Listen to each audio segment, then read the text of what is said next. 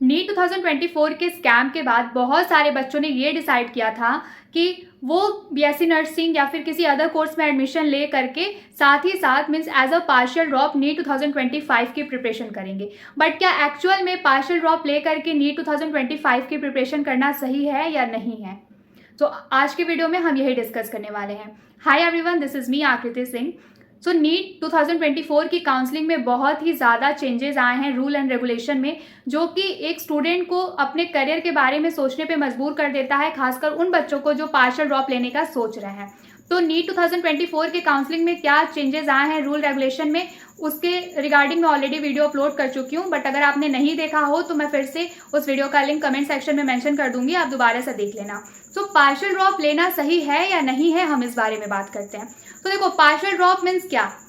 Actually होता ये है, मोस्ट प्रोबेबली जिन बच्चों का नीट 2024 या फिर कहूँ जब उनको एमबीबीएस सीट नहीं मिलती है तो वो क्या करते हैं, BMS, BDS, BSc nursing, BHMS जैसे कोर्सेज में एडमिशन ले लेते हैं और उनका ये प्लान होता है कि वो साथ ही साथ अपनी प्रिपरेशन कंटिन्यू रखेंगे और नीट 2025 या फिर कहूँ नेक्स्ट ईयर वो नीट की प्रिपरेशन करते हुए एग्जाम दे करके जब उनको सिलेक्शन हो जाएगा तो वो एमबीबीएस सीट ले लेंगे किसी गवर्नमेंट कॉलेज में। तो देखो, अगर आपको एमबीबीएस सीट नहीं मिली, आपको बीएमएस सीट मिली है, सो आई डोंट थिंक कि आपको इसके बाद पार्शियल ड्रॉप लेने के लिए ज़रूरत पड़ेगी, क्योंकि मेरे अकॉर्डिंग आप एमबीबीएस कर रहे हो या फिर आप बीएमएस कर रहे हो, आपको अपने आप को अंडररेटेड फील करने की ज़रूरत नहीं है, क्योंकि बीएमएस भी बहुत अच्छा फील्ड है। उसमें भी आप डॉक्टर बनते हो और एमबीबीएस करके भी आप डॉक्टर बनते हो। बस डिफरेंस इतना होता है कि जो एमबीबीएस है वो टोटली मॉडर्न मेडिसिन पे बेस्ड है और जो बीएमएस है वो ancient ayurvedic medicine as well as modern medicine. ठीक है, सो डिसीजन इज योर्स कि आपको एमबीबीएस में इंटरेस्ट है कि बीएमएस में इंटरेस्ट है। बट स्पेशली मैं उन बच्चों की बात करूं जो बीएससी नर्सिंग में एडमिशन लेने के बाद ये सोच रहे हैं कि उनको नेक्स्ट ईयर नीट की तैयारी करनी है या नेक्स्ट ईयर नीट एग्जाम के लिए तैयारी करनी है। तो देखो, अगर आप एमबीबीएस करते हो, उसके अलावा आपको एमबीबीएस सीट नहीं मिलती है, बीएमएस मिलता है, बीडीएस मिलता है, बीएचएमएस मिलता है, तो एटलीस्ट ये सेटिस्फैक्शन होता है कि चलो ठीक है, आप डॉक्टर तो बन रहे हो ना, भले ही आप किसी मतलब जैसे कि आप एमबीबीएस डॉक्टर नहीं तो आप बीएमएस डॉक्टर बन रहे हो। लेकिन जो एक नीट एस्पिरेंट होता है, जब उसको बीएससी नर्सिंग में एडमिशन मिल जाता है, फिर उसकी मजबूरी होती है, तो कहीं ना कहीं उस बच्चे के लिए ये एक्सेप्ट करना बहुत ज़्यादा मुश्किल हो जाता है कि अब वो डॉक्टर नहीं नर्स बनेगा। अब देखो, बहुत सारे लोग आएंगे कमेंट सेक्शन में ये वीडियो पे कमेंट करने की नर्सिंग खराब नहीं है या ऐसा वैसा। तो देखो, मैं किसी भी कोर्स को ना अंडररेट नहीं कर रही हूँ या फिर मैं किसी भी कोर्स की रेपुटेशन कम नहीं कर रही हूँ। मैं जस्ट एक बात बता रही हूँ कि डॉक्टर का सपना देख के नर्स बनना ये काफ़ी मुश्किल होता है एक नीट एस्पिरेंट के लिए। ठीक है, तो जस्ट इसलिए मैंने इस मैटर को यहाँ पे पॉइंट आउट किया। बट एक्चुअल में रियलिटी जिस तरीके की हो गई है हमारे एजुकेशन सिस्टम की, उसके बाद पार्शियल ड्रॉप लेना मेरे अकॉर्डिंग अब सही नहीं है।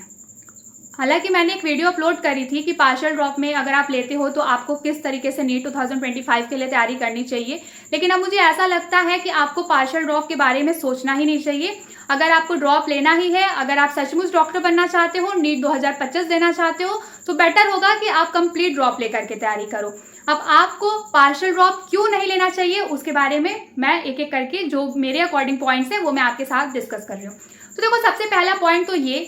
कि अगर आप नीट की काउंसलिंग करा करके नीट के थ्रू बीएससी नर्सिंग कॉलेज लेते हो, बीएससी नर्सिंग में एडमिशन लेते हो, तो उसके बाद अगर आप जब कॉलेज छोड़ेंगे, ठीक है, तो उस ऑटोमेटिकली आप बैन हो जाएंगे नेक्स्ट ईयर नीट देने के लिए। ठीक है, क्योंकि ऐसा रूल आया है कि अब कोई भी बच्चा जैसे कि प्राइवेट एमबीबीएस या प्राइवेट बीडीएस की सीट छोड़ता है तो वो नेक्स्ट ईयर नीट नहीं दे पाएगा। साथ ही साथ अगर काउंसलिंग में भी अलॉटेड सीट पे आप एडमिशन नहीं लेते हैं तो भी आप नेक्स्ट ईयर नीट से बैन हो जाओगे। ठीक है, तो काउंसलिंग का क्या प्रोसेस है वो तो मैं ऑलरेडी बता चुकी हूँ। अब देखो, पार्शियल ड्रॉप में प्रॉब्लम क्या क्या आती है। पहला तो ये बॉन्ड का, ठीक है, बॉन्ड बहुत ही मेजर रोल प्ले करता है पार्शियल ड्रॉप में। मोस्टली सभी कॉलेजेस में बॉन्ड होते ही होते हैं, चाहे आप गवर्नमेंट कॉलेज में एडमिशन लो, चाहे आप प्राइवेट कॉलेज में एडमिशन लो। तो पहले हम सेंट्रल कॉलेजेस या फिर कहूँ कि मैं नेशनल लेवल एग्जाम नीट के थ्रू अगर आप एडमिशन लेते हैं तो उसका बॉन्ड का क्या सिनेरियो है उसके बारे में मैं बात करती हूँ। देन हम स्टेट वाइज अगर आपने किसी अपने स्टेट के पर्टिकुलर एग्जाम को क्रैक करके बीएससी नर्सिंग कोर्स में एडमिशन लिया है तो उसका क्या सिनेरियो है बॉन्ड का, उसके बारे में डिस्कस करेंगे। ठीक है, so let's start with the NEET. तो अगर आप नीट के थ्रू लेते हो एडमिशन बीएससी नर्सिंग कोर्स में, तो देखो, मान लो आपने एडमिशन ले लिया, ठीक है, आप कॉलेज में चले गए। कॉलेज में बॉन्ड तो होता ही होता है। जब आप एडमिशन लेने जाएंगे तो आपको खुद पता चल जाएगा कि अगर आप सीट छोड़ते हो, बीच में कोर्स डिसकंटिन्यू करते हो, तो आपको क्या बॉन्ड, क्या पेनल्टी देनी होगी। तो अगर सिर्फ बात पैसों की हो, मान लो 50,000, 60,000 या फिर कहूँ 1,00,000, हालांकि अमाउंट बहुत ज़्यादा है, लेकिन फिर भी अगर बात सिर्फ पैसों की हो तो कहीं ना कहीं आप एक बार ये रिस्क ले सकते हो कि चलो ठीक है, MBBS सीट मिल रही है या गवर्नमेंट BMS मिल रहा है, तो 1,00,000 मतलब वैसे तो चांसेस बहुत कम है कि किसी की फैमिली एज अ पेनल्टी इतना पे करेगी, बट फिर भी एक बार सोच लेते हैं, 0.1%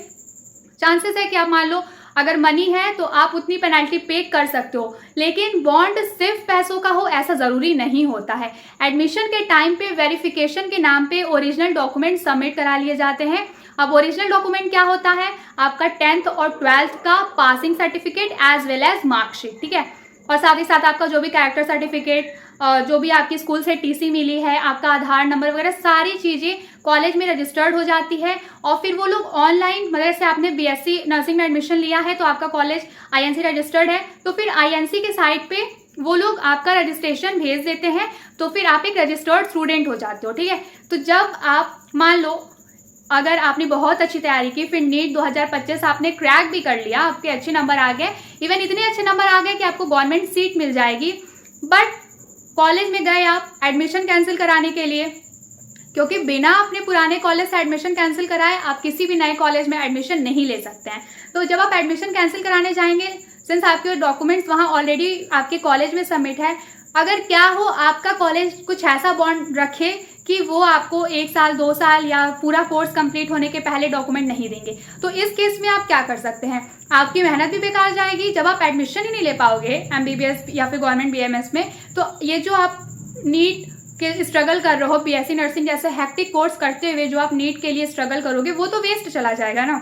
तो इसलिए इस सिनेरियो में जहां आपने ऑलरेडी बॉन्ड साइन कर दिया है, चाहे वो बॉन्ड आपका मनी रिलेटेड हो, मीन्स कुछ अमाउंट हो, 60,000, 70,000, 1,00,000 एंड समथिंग लाइक दैट, या फिर आपके ओरिजिनल डॉक्यूमेंट से रिलेटेड बॉन्ड हो, तो जब तक वो बॉन्ड आप नहीं उनको पे करते, उस बॉन्ड के अकॉर्डिंग उनकी डिमांड फुलफिल नहीं करते, तब तक आपका रजिस्ट्रेशन कैंसिल नहीं होगा, ठीक है, BSc नर्सिंग के कॉलेज से। तो फिर उसके बाद आप नीट की काउंसलिंग भी नहीं करा पाओगे नेक्स्ट ईयर, और एडमिशन भी नहीं ले पाओगे। तो अगर कुछ ऐसा है कि आपने एडमिशन ले लिया है और फिर आपने बॉन्ड भी साइन कर दिया है, आपके ओरिजिनल डॉक्यूमेंट भी जमा हो चुके हैं, और आपके कॉलेज के अकॉर्डिंग आप 4 साल के पहले कोर्स डिसकंटिन्यू नहीं कर सकते, सो आई सजेस्ट यू कि मेंटल ट्रॉमा झेलने से बेटर है कि इस रियलिटी को एक्सेप्ट कर लो और नर्सिंग फील्ड में ही अच्छे से मेहनत करो और करियर बनाने के बारे में सोचो, ठीक है। नर्सिंग में किस तरीके से आप अपने लिए स्कोप बना सकते हैं, कैसे अच्छी इनकम कर सकते हो, अर्न कर सकते हो, ये सारे टॉपिक पे रिलेटेड मैं अपकमिंग वीडियोस अपलोड करती रहूँगी, so you don't need to worry about that. But I suggest you कि अगर ऑलरेडी ऐसे किसी बॉन्ड की वजह से आप कॉलेज में जा चुके हो और उसके बाद आपने बॉन्ड साइन कर दिया है, आपका ओरिजिनल डॉक्यूमेंट भी कॉलेज के पास सबमिट है और उनके अकॉर्डिंग ये कोर्स कंप्लीट करने के पहले आपको नहीं मिलेगा, so I suggest you, I request you कि नीट 2025 के पीछे भाग करके अपना क्रूशियल टाइम वेस्ट मत करो। कॉलेज का फर्स्ट ईयर अच्छे से एंजॉय करो, अच्छे से चीज़ों को सीखने पे फोकस करो, क्योंकि बहुत बेसिक चीज़ें होती हैं बट बहुत इंपॉर्टेंट चीज़ें होती हैं फर्स्ट ईयर में, ठीक है, जो सीखना और समझना बहुत ज़रूरी है नर्सिंग में हो तो नर्सिंग में एक अच्छा करियर बनाने के लिए, ठीक है। तो ये बात हो गई जो बच्चे नीट के थ्रू काउंसलिंग करा के BSc नर्सिंग कोर्स में एडमिशन ले रहे हैं, बट BSc नर्सिंग में एडमिशन लेने का जरिया सिर्फ नीट नहीं होता है। स्टेट वाइज सभी स्टेट्स में कुछ ना कुछ ऐसे एग्जाम्स होते हैं जिसको क्रैक करके उस पर्टिकुलर स्टेट के जो स्टेट गवर्नमेंट के कॉलेजेस होते हैं एज वेल एज जो प्राइवेट कॉलेजेस होते हैं उसमें स्टूडेंट्स को एडमिशन मिलता है। तो ऐसे कॉलेज में अगर आपका एडमिशन हुआ है तो क्या आप अगले बार नीट के लिए एलिजिबल हैं या नहीं हैं, उसके बारे में डिस्कस करते हैं। तो देखो, स्टेट में आपने एग्जाम दिया है और स्टेट के थ्रू आपने जब कॉलेज में एडमिशन लिया है BSc नर्सिंग में, तो आपका उस एडमिशन का प्रोसेस से नीट का कोई डायरेक्ट लिंक नहीं है, लेकिन इनडायरेक्टली आपका ये एडमिशन आपके नीट के preparation as well as NEET में सिलेक्शन के बाद एडमिशन के प्रोसेस को बहुत ही बुरी तरीके से इफेक्ट करने वाला है। कैसे, आइए जानते हैं। जो बॉन्ड वाला बात है, चाहे आप किसी सेंट्रल लेवल के कॉलेज में हो, चाहे स्टेट लेवल के कॉलेज में हो, चाहे प्राइवेट लेवल के कॉलेज में हो, बॉन्ड होता ही होता है। 0.1% ही चांस होता है जब आपको एडमिशन देने के बाद भी कॉलेज फ्री छोड़ा रहता है कि ठीक है जब मन करे तब आप कॉलेज डिसकंटिन्यू कर सकते हो, कोर्स डिसकंटिन्यू कर सकते हो। तो अगर आप ऐसे कॉलेज में एडमिशन लिए हो, लक आपका अच्छा है जहां आपको ऐसा कोई बॉन्ड साइन नहीं कराया गया है और आप बिल्कुल फ्री हैं किसी भी टाइम अपना कोर्स डिसकंटिन्यू करने के लिए और किसी भी टाइम अपना एडमिशन कैंसिल कराने के लिए। तो ऑफकोर्स आपको नीट 2025 के लिए तैयारी करनी चाहिए अगर आप सचमुच डॉक्टर बनना चाहते हैं तो। लेकिन फिर से बात आती है कि अगर आपने कॉलेज के साथ एडमिशन के टाइम पे कोई ऐसा बॉन्ड साइन कर रखा है जिसके अकॉर्डिंग अगर आप अपनी सीट बीच में डिसकंटिन्यू करते हैं तो आपको कुछ अमाउंट पे करना होगा, या फिर आपको 4 साल के पहले वो आपका डॉक्यूमेंट रिटर्न नहीं करेंगे। 4 साल इसलिए मैं बोल रही हूँ क्योंकि बीएससी नर्सिंग का कोर्स 4 साल का होता है और जनरली यही रूल होता है कि 4 साल तक के लिए आपका डॉक्यूमेंट रख लिया जाता है।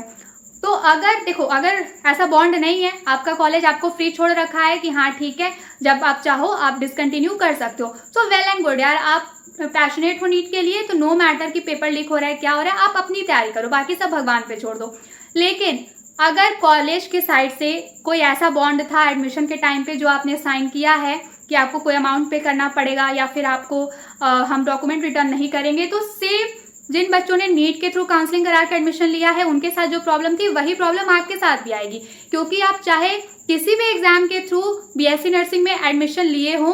अगर आप उस कोर्स को छोड़ते हो, डिसकंटिन्यू करते हो और आप किसी दूसरे एग्जाम के थ्रू किसी भी कॉलेज में एडमिशन लेते हो, चाहे वो नीट जैसा नेशनल लेवल का एग्जाम ही क्यों ना हो, आपको फर्स्ट रैंक ही आपके क्यों ना आ जाए, जब तक पुराने कॉलेज में आपका एडमिशन कैंसिल नहीं होगा, आपका रजिस्ट्रेशन कैंसिल नहीं होगा, तब तक आप दूसरे कॉलेज में एडमिशन नहीं ले सकते। सो अगेन, अगर आप ऑलरेडी बॉन्ड साइन कर चुके हैं, आपके डॉक्यूमेंट आपके कॉलेज में सबमिट हो चुके हैं, 4 साल तक वो आपको डॉक्यूमेंट नहीं देना चाहते, सो अगेन नीट के लूप में मत फंसो, ठीक है। ऐसा नहीं है कि अगर आप डॉक्टर नहीं बनोगे, नर्स बनोगे तो आप अच्छा इनकम नहीं, आपका अर्न नहीं होगा, मतलब आपका अच्छे पैसे नहीं कमा सकते या फिर सक्सेस नहीं हो सकते। हाँ, मैं समझती हूँ कि जो बच्चे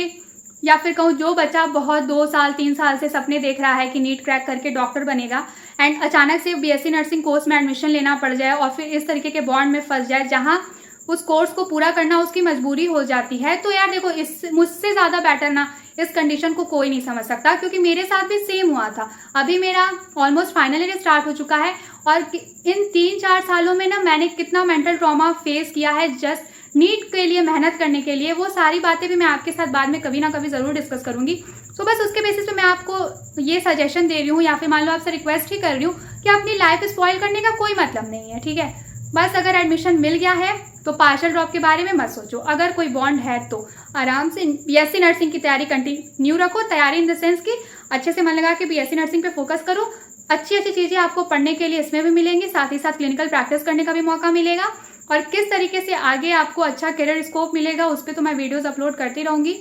सो टेंशन लेने वाला कोई मैटर ही नहीं है, सिंपल सी बात है। जिस कॉलेज में एडमिशन लिए हैं आप, अगर वहाँ